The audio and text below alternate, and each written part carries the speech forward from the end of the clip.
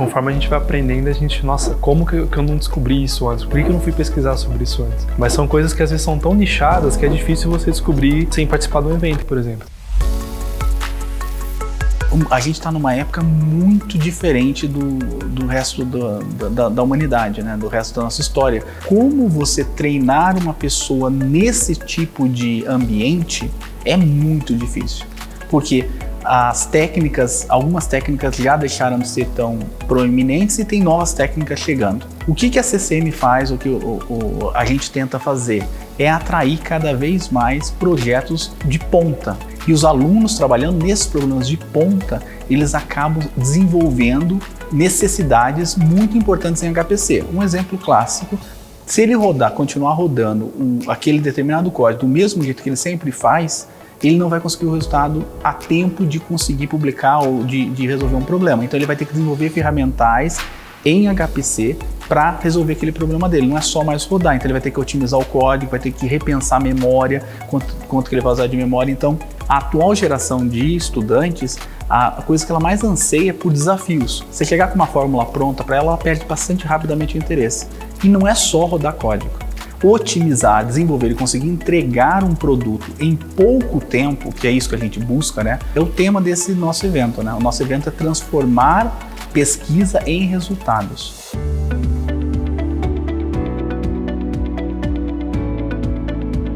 E esses eventos acho que é uma excelente oportunidade para se iterar, para fazer novas descobertas, porque tem muita coisa que a gente não fica sabendo na academia. Às vezes alguém de uma empresa vem e traz essas novas soluções e aí muda completamente, aí a gente consegue otimizar um código, otimizar nossas pesquisas, então para mim é muito importante. Então, por exemplo, tem muita coisa que já está pronta, que existe uma solução pronta e personalizável, né, que você precisa só ajustar alguns parâmetros e a gente consegue utilizar isso ao invés de ter que programar uma ferramenta do zero, né, como comumente é feita às vezes na academia. Então, esse workshop ele abriu muito esse leque, né, de novas ferramentas que já estão prontas, né, e são bem fáceis de portar, inclusive, para a gente conseguir acelerar o desenvolvimento das nossas pesquisas, né.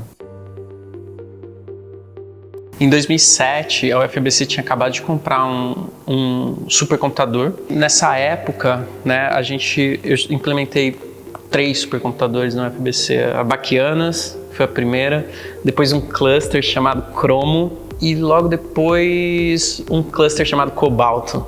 Era uma empresa para administrar um supercomputador que era de uma máquina específica e que naquela época no Brasil era muito difícil você encontrar profissionais que tivessem experiência com esse tipo de máquina, a não ser os profissionais que estavam trabalhando no próprio fabricante. E aí nesse período de 2 anos onde eu estava na UFABC de novo, mas agora como empresa, foi o período que a UFABC começou a crescer e criar o seu próprio time técnico, né? E internalizar essa parte de suporte e manutenção do HPC. E aí, nessa transição, essa foi a primeira licitação que a Versatos participou na área de HPC e conseguiu ganhar. Inicialmente, a gente percebeu que a maneira como o governo brasileiro financia a pesquisa no Brasil requeria que a gente vendesse equipamentos. E aí, a gente passou a construir clusters e vender clusters, né? A gente não tem muitas empresas realmente especializadas em HPC. Muita gente fala muito de IA, muita gente fala muito de HPC, mas pouca gente entende. Então, a Versatos e outras empresas foram muito importantes para o crescimento da CCM. Tenta otimizar aquela máquina, é um processo quase que científico. E é muito difícil você conseguir encontrar pessoas para você conversar sobre esse assunto.